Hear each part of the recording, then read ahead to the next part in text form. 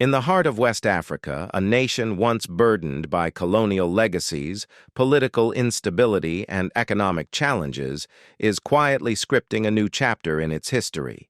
Burkina Faso, a landlocked country known for its resilient people and rich cultural heritage, is now embarking on a transformative journey, one that could redefine its future in the digital age.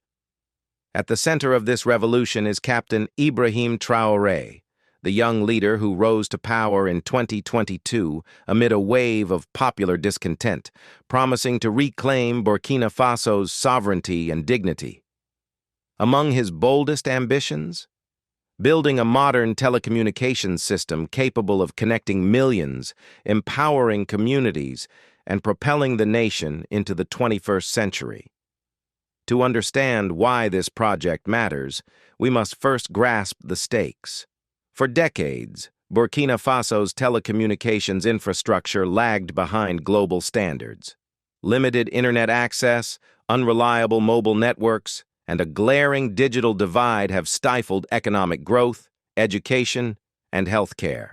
In rural areas, where nearly 70% of the population lives, connectivity is often non-existent.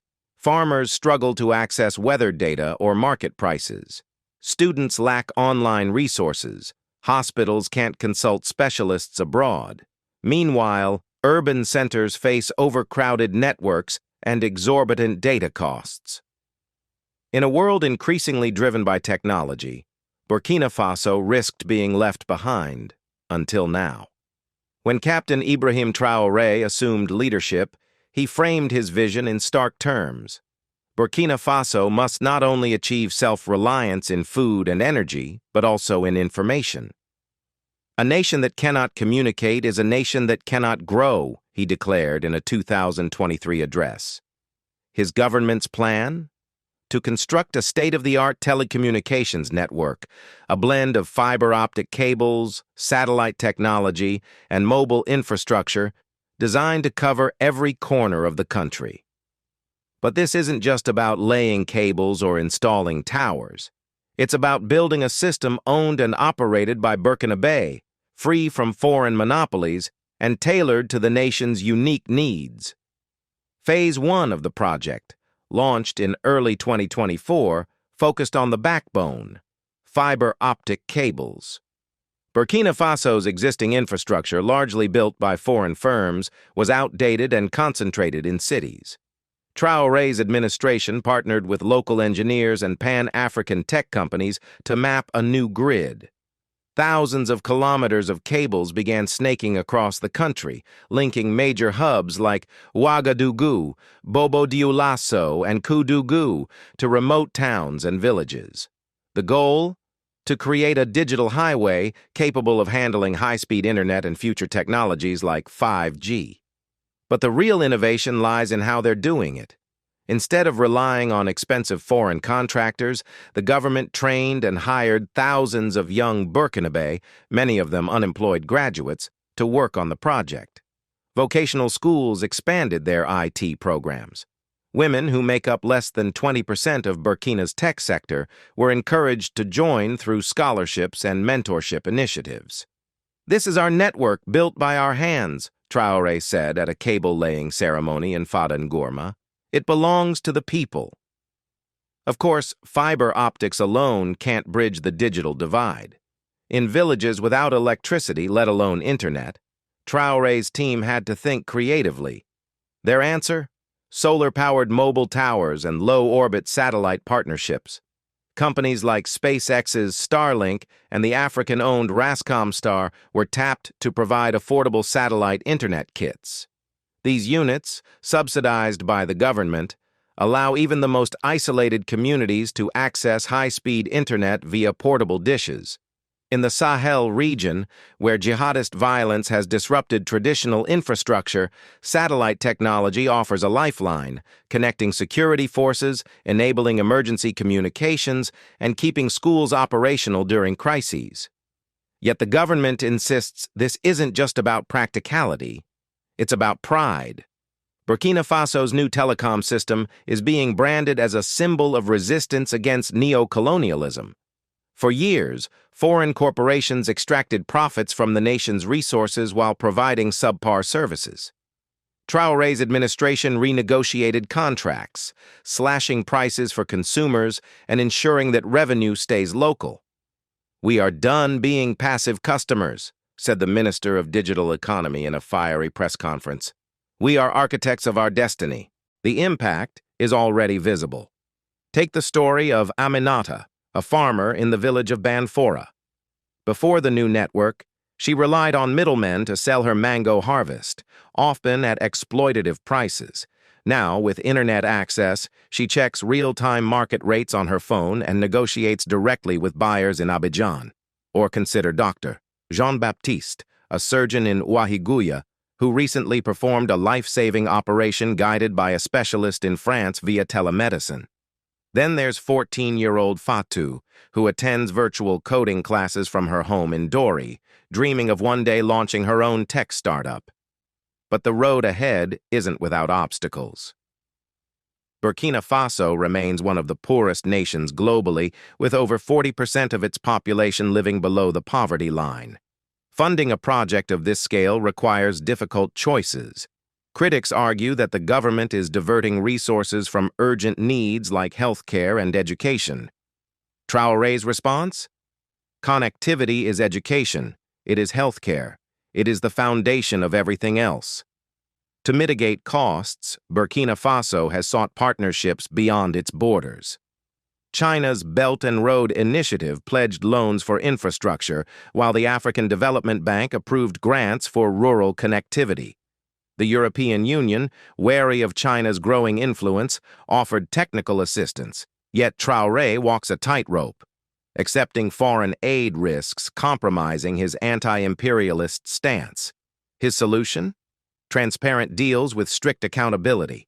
All contracts are published online, and citizen watchdogs monitor progress. "We welcome partners, not patrons," he asserts. Security is another hurdle. Burkina Faso's northern and eastern regions are plagued by insurgent groups linked to Al-Qaeda and ISIS.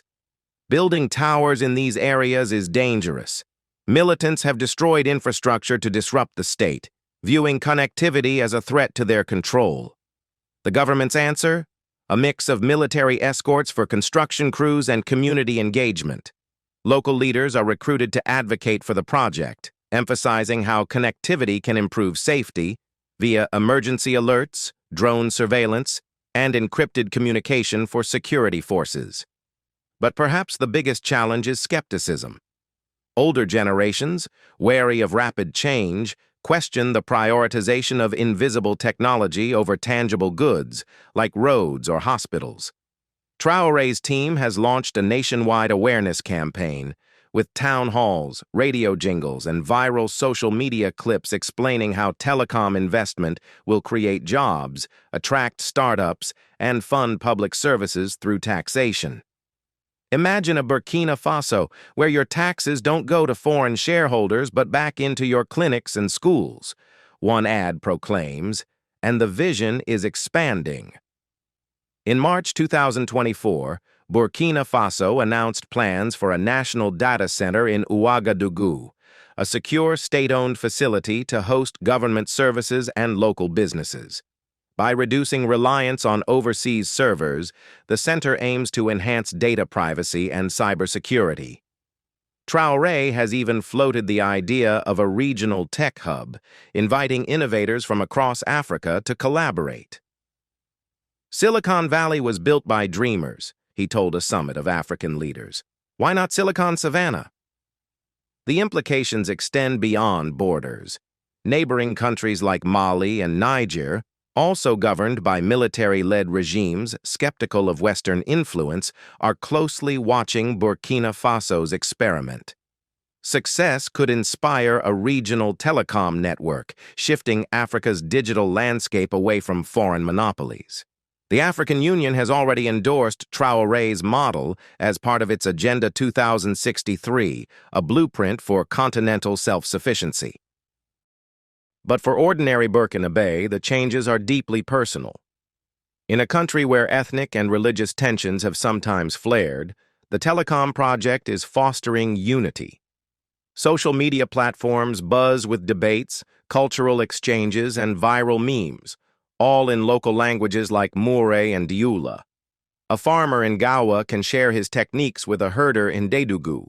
A musician in Kaya can stream her songs to fans in Uaga. For the first time, Burkina Faso isn't just a collection of regions, it's a networked community. Still, the question lingers. Can a military leader, a man who seized power in a coup, truly democratize technology? Traoré's critics argue that his regime's human rights record and suppression of dissent undermine the project's noble goals. Activists warn that state control over telecom infrastructure could enable surveillance and censorship. The government counters that strict laws are in place to prevent abuse, with independent oversight committees. Transparency isn't optional, insists the Minister of Digital Economy. It's the core of our mission. As the sun sets over the Sahel, workers in orange helmets labor by solar-powered lights, laying another stretch of fiber-optic cable. In a nearby village, children crowd around a tablet, watching an educational video. Their laughter echoes under a sky streaked with pink and gold. This is the new Burkina Faso, a nation weaving its past resilience with future ambitions.